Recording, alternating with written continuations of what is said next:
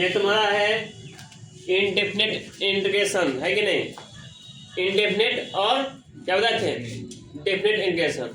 तो दो ही पढ़ना पड़ेगा 12th में, ठीक है ना? क्योंकि ये तुम्हारा इनडेफिनेट इंटीग्रेशन का कुछ जो है ना बेसिक जो है ना फार्मूला है यहाँ पे, ठीक है? जिस तरह डिफरेंशिएशन में, ठीक है, जो वेरिएबल पर पावर जो भी रहता था उसको आगे करते थे और पावर में क्या एक माइनस करते थे, एन करते थे ना। लेकिन यहाँ पे जो है ना उसका अपोजिट है, ठीक है? यहाँ पर क्या होगा, जो वेरिएबल फंक्शन रहेगा ना, तो वेरिएबल फंक्शन में वो पावर में एक जोड़ देंगे, ठीक है ना? और जो जोड़ने के बाद जो भी आएगा, ठीक है ना, उसी से भाग देते हैं, ठीक है?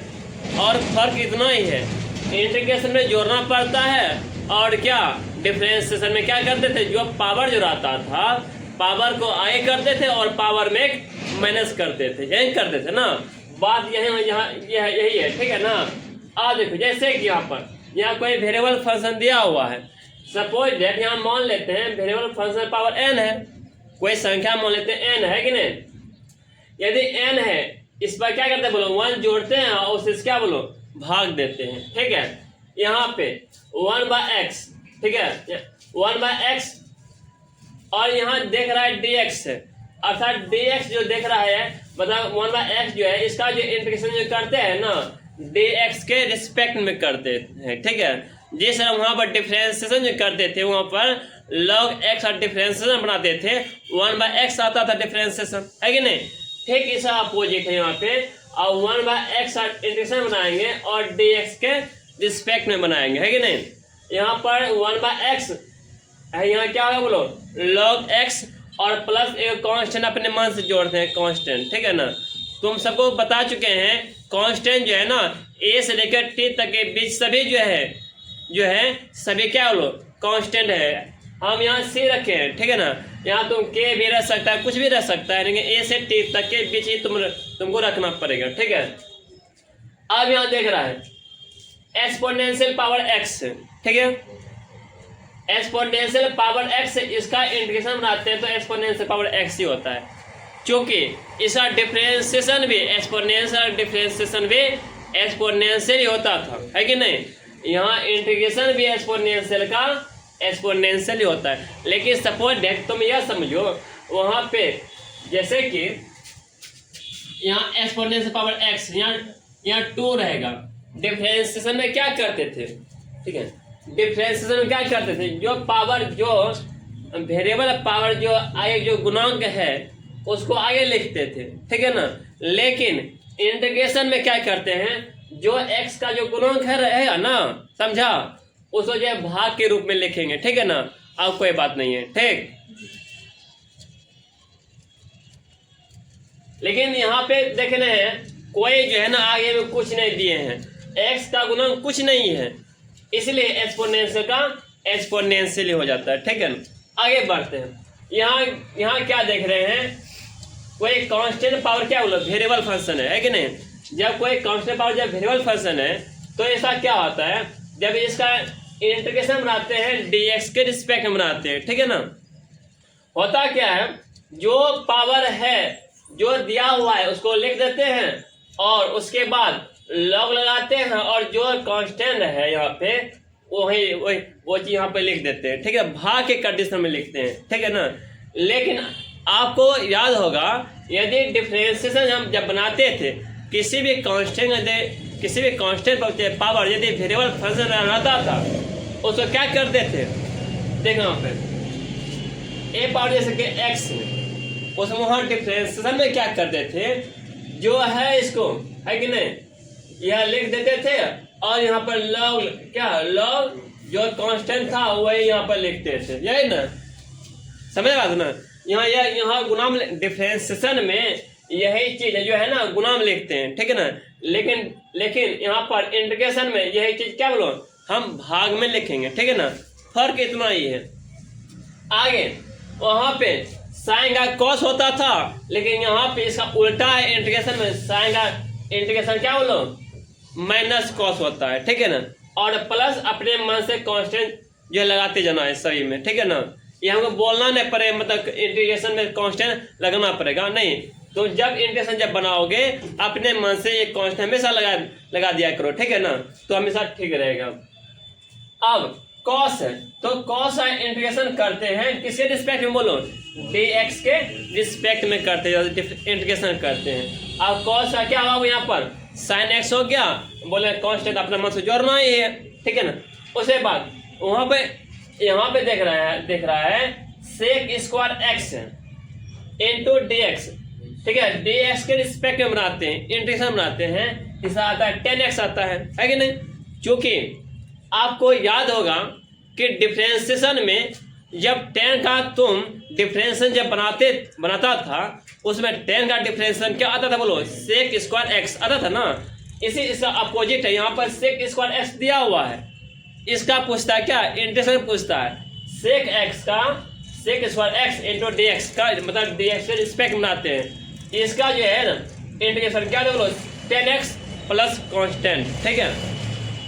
आगे यहाँ पे आ जाओ, यहाँ है cosec स्क्वायर x, ठीक है, cosec स्क्वायर x और dx के रिस्पेक्ट बनाते हैं, इंटीग्रेशन बनाते हैं। यहाँ क्या गया बोलो माइनस cot x प्लस क्या कांस्टेंट, ठीक है ना। वहाँ पे cot का डिफरेंशिएशन जब तुम बनाता था वहाँ पे माइनस cosec स्क्वायर x आता था, ठीक है। यहाँ देख रहा है ना माइनस यहाँ पर आ गया, लगा दिए, ठीक है ना। बात अब कोई फर्क नहीं पड़ता है, ठीक। आगे यहाँ 10x है, यहाँ क्या बोलो 10x का इंटीग्रेशन क्या होता है, 10x का इंटीग्रेशन होता है minus log mode of cos x plus constant. यहाँ तुम देख रहा है cos x दिए हैं, ठीक है ना। यहाँ यदि sec x, यदि यहाँ पर sec x देंगे, क्योंकि cos उल्टा क्या होता है बोलो sec होता है, तो यहाँ माइनस है तो माइनस अपने आप हट जाएगा, ठीक है ना। तुम यहाँ पर तुम यह भी लिख सकता है log mode of sec x plus constant, तो यह भी लिख सकता है, ठीक है ना। क्योंकि इनवर्स प्रोसेस तो यही है ना। आगे बात करते हैं। यहाँ पे क्या, यहाँ पर cot x और dx के रिस्पेक्ट में बनाते हैं, इसका इंटीग्रेशन बनाते हैं, ठीक है ना। यहाँ क्या था log mode of sin x plus constant, ठीक। आगे आते हैं, यहाँ है cosec x है कि नहीं, और dx के रिस्पेक्ट में बनाते हैं, इंटीग्रेशन बनाते हैं, ठीक है। इसका क्या होता है, देखो डिफरेंशिएशन यदि बात किया जाए cosec का क्या आता था, cosec x into cot x होता था ना यहाँ पे डिफरेंशिएशन में। लेकिन बात यहाँ यह है जब इंटीग्रेशन जब बनाओगे ना cosec x का, यहाँ तक यह लिखना है log mode of cosec x minus cot x, तो इसको इस तरह लिखना पड़ेगा और यहाँ पर कांस्टेंट अपने मन से जोड़ देना है। उसके बाद sec x का डिफरेंशिएशन तो पढ़ा था, sec x इंटू 10x होता था, ठीक है। लेकिन यहाँ पर इंटीग्रेशन में तुमको ऐसा लिखना पड़ेगा log mode of sec x plus क्या लो 10x प्लस कांस्टेंट जोड़ना पड़ेगा, ठीक है। आगे आते हैं, यहाँ पर sec x इंटू क्या 10x dx के बनाते रिस्पेक्ट बनाते हैं, डिफरेंशिएशन है कि नहीं। इसका क्या होता है, इसका क्या होता है बोलो sec x प्लस कांस्टेंट होता है, ठीक। डिफरेंशिएशन यदि बात किया जाए फिर से, sec का डिफरेंशिएशन होता था sec x इंटू 10x होता था ना। ये देखो इसका अपोजिट है कि नहीं, है कि नहीं है? तो तुम्हारा यह हो गया। तो आगे बढ़ते हैं, यहाँ पे cosec x इंटू क्या cot x का इंटीग्रेशन क्या होता है माइनस cosec x, है कि नहीं। क्या होता है minus cosec x plus constant, ठीक है। तुम डिफरेंशिएशन में cosec x का डिफरेंशिएशन तो बनाता था cosec x into cot x होता था, ठीक है। लेकिन इसका अपोजिट यहाँ पे है, देख रहा है इसका integration cosec x into cot x dx के रिस्पेक्ट बना रहे हैं, बराबर इक्वल टू क्या होता है minus cosec x plus constant, यही होता है ना। तो तुमको ये बात हमेशा याद रखना पड़ेगा इतना बात तुमको इंडेफिनिट इंटीग्रेशन में तुमको याद रखना पड़ेगा। कुछ तो और फॉर्मूला है, ठीक है ना, क्योंकि इतना पहले याद कर लो, उसके बाद फिर और देते हैं, ठीक है अभी, ठीक है।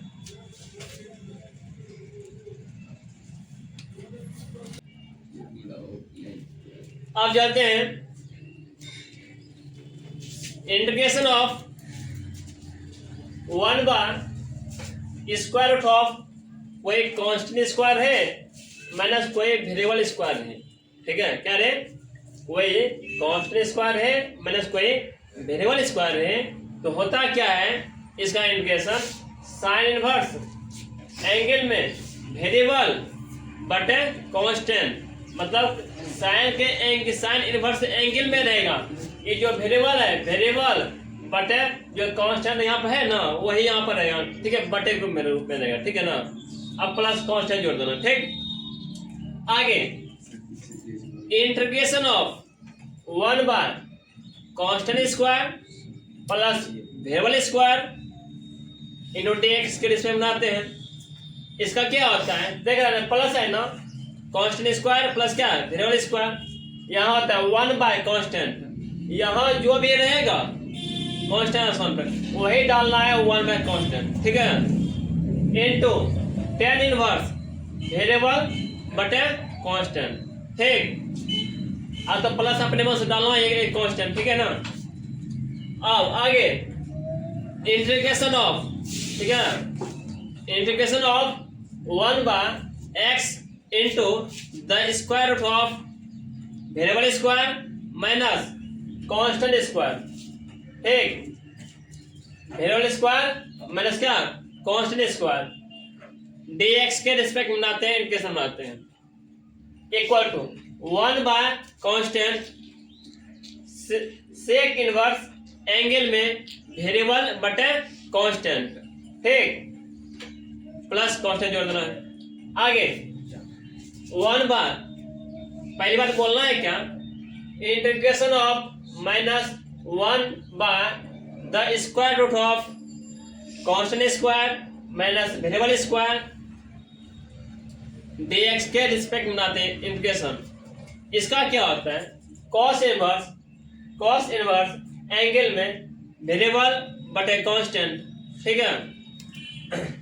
यह कांस्टेंट यह डालना है जो यहाँ पर रहेगा, वो कांस्टेंट वेरिएबल, यही वेरिएबल और यही कांस्टेंट है, यही डालना है, एंगल में भी डालना है, ये अलग अलग कांस्टेंट है, समझ रहे ना। हाँ, यहाँ पे integration of constant square plus कोई वेरिएबल स्क्वायर है, ठीक है, dx के बनाते हैं, रिस्पेक्ट बनाते हैं, इंटीग्रेशन बनाते हैं, क्या होता है 1/कांस्टेंट कॉट इनवर्स वेरिएबल बटे कांस्टेंट, ठीक। अरे तुम ये बात सोचो, यदि यहाँ पर constant square plus variable square है, यह भी हो सकता है पहले वेरिएबल रहेगा बाद में कांस्टेंट स्क्वायर रहेगा, दोनों का सूत्र जो है ना सेम होता है, ठीक है ना। आगे आते हैं,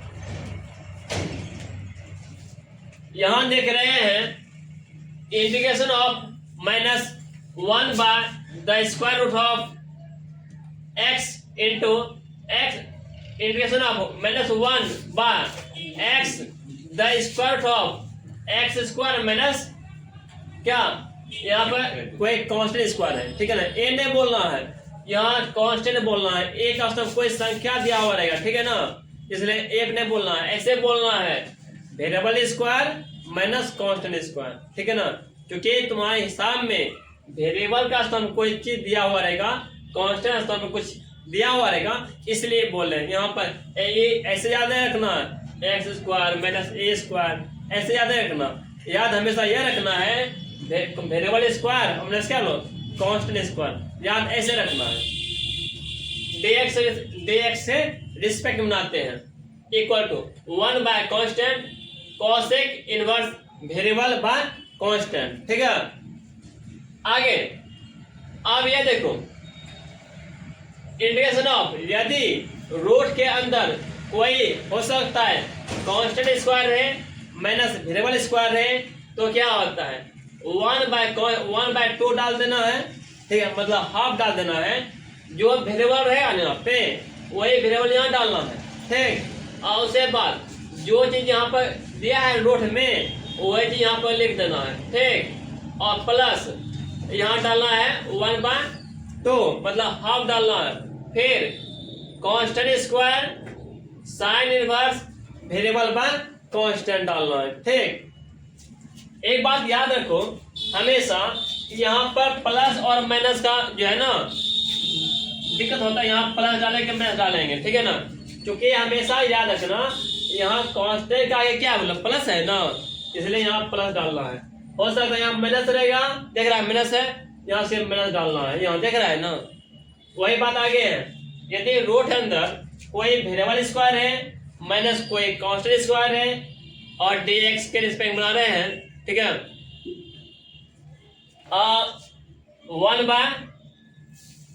1/2 x, x मतलब क्या वेरिएबल, ठीक है। The square root of variable square minus constant square, ठीक। 1/2 मतलब हाफ कांस्टेंट स्क्वायर, यहाँ देख रहा है क्या है यहाँ पर कांस्टेंट, मतलब यहाँ पर जो रहेगा कांस्टेंट वही डालना है, उसका स्क्वायर कर देना है, ठीक। फिर लॉग मॉड ऑफ के एंगल में देखो वेरिएबल, जो वेरिएबल रहेगा वो वेरिएबल डालना है। फिर plus the square root of variable square plus constant square.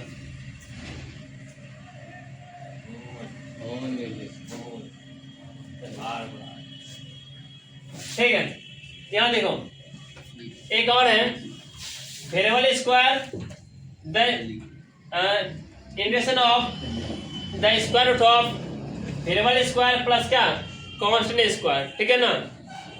dx के रिस्पेक्ट में बनाते हैं, ठीक है। 1/2 x, ठीक है। x मतलब x कहा जाए तो वेरिएबल, ठीक है।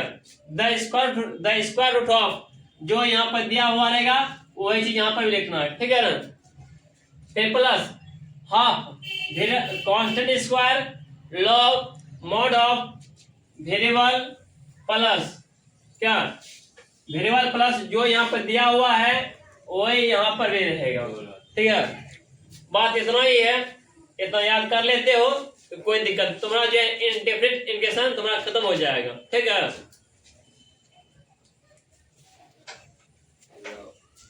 हाँ?